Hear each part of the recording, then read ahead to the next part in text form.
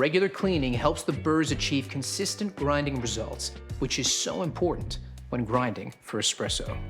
Firstly, unlock and empty the hopper. Then remove any remaining coffee beans. Replace and lock the hopper. Set the grind size to maximum 45, and then run the grinder until empty.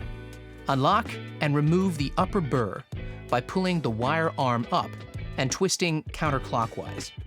Clean the upper and lower burr with the burr brush. Clean the grind outlet with the grind outlet brush.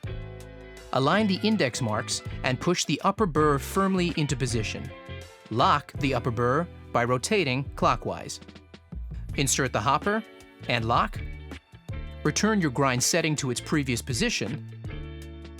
Now, you're ready to fill it again with fresh coffee beans.